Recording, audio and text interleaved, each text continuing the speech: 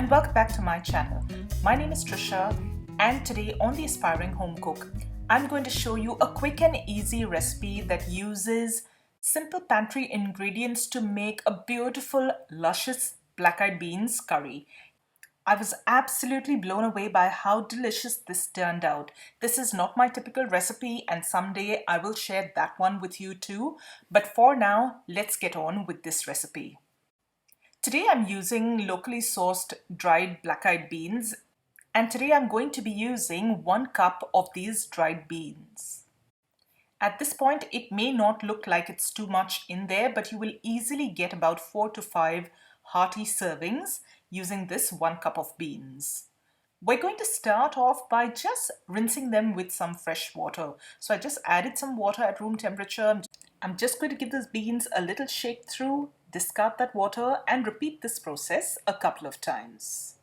Once that's done, I'm just going to top it off with some room temperature water again, and I'm going to leave these beans to soak for at least 6 to 8 hours. If you want to cook this in the morning, get your beans soaking at night just before you go to bed, and they'll be ready to go by the time you wake up. On the other hand, if you want to make it for dinner, put it to soak in the morning, and by the time you're ready to prep dinner, the beans will be ready to cook.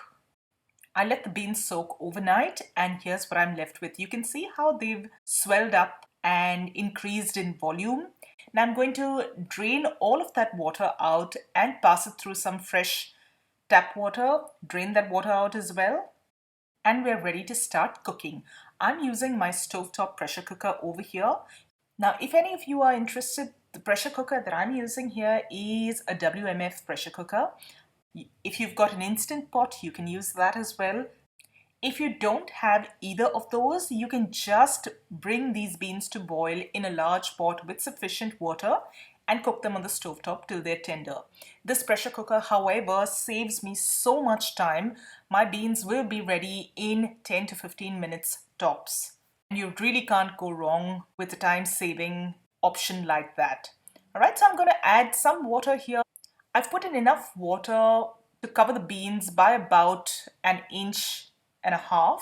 That being said, every pressure cooker and Instant Pot is different. Please follow your manufacturer's instructions and cook these beans.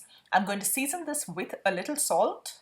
Now pretty much all I have to do is pop the lid on, get this going. Once the beans come up to pressure, all I have to do is then just lower the heat to a simmer and let it continue cooking for 2 minutes. That's it. You turn the heat off and let the pressure die down naturally before you open the pressure cooker. With the beans cooked, your next step is to make that curry. Now this version of my recipe could not be any simpler. We're just going to start by making a little bit of a curry base. And for this, in a little bowl, I'm going to place about 3/4 of a teaspoon of garlic paste, 1/2 teaspoon of ginger paste. Now remember here, the idea is to use whatever you have available to you. If you don't have ginger and garlic paste, but you do have fresh ginger and garlic, you can simply mince that down really finely or grind it down using a mortar and pestle to make your own paste. Now to this, we're going to add some spices and seasonings. I'm not using an onion over here because I'm just going on the assumption that you may not have access to a lot of onions at this time. I'm using just some onion powder from the cupboard.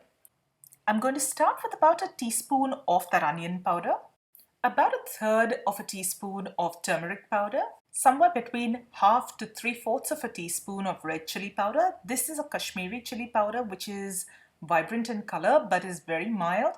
If you don't have access to that, you can use any mild chili powder that you've got access to. Just under a teaspoon of coriander powder. And we're going to mix this all together to form a little bit of a curry paste. Now the next part of your recipe is going to move really quickly, so make sure you've got all your ingredients ready to go. I'm going to use a can of coconut cream. You can also use coconut milk if that's all you have access to. And I'm going to use about 1/4 cup of passata.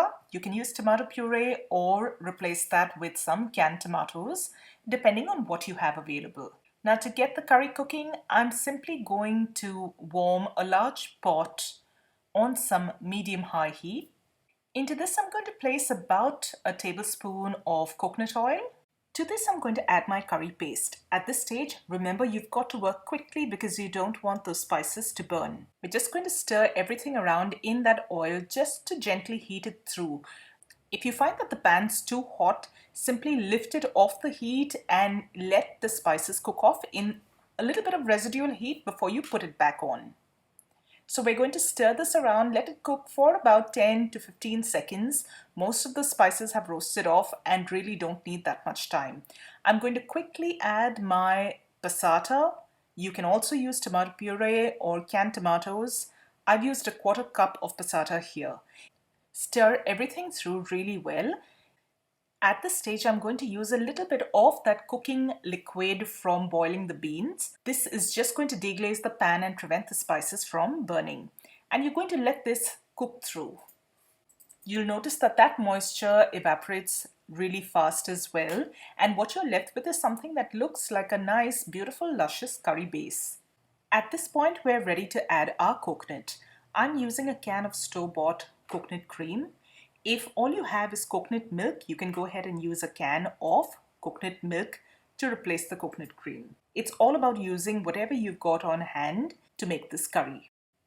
And don't worry, any chunks of coconut cream that you may find from that can will melt into the curry and the curry will turn out nice and creamy towards the end. Stir everything through to help that coconut cream melt down, and you're going to let this come to a boil.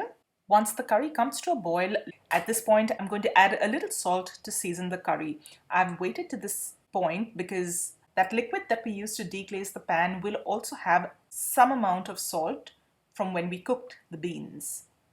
Now all that's left to do is pop the lid on. You're going to lower the heat to a simmer. You're going to let that cook off for a few minutes. I usually let that cook off for about 5 minutes or so.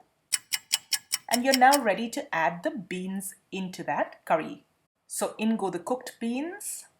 I'm not going to add any of the liquid at this stage because I'm really happy with the consistency of the curry. If you feel that the curry is too thick, you can add some of the liquid from boiling the beans and adjust the consistency to suit your liking. Now we're going to let all of this warm up and come back to a boil to make sure that the beans get nicely warmed through.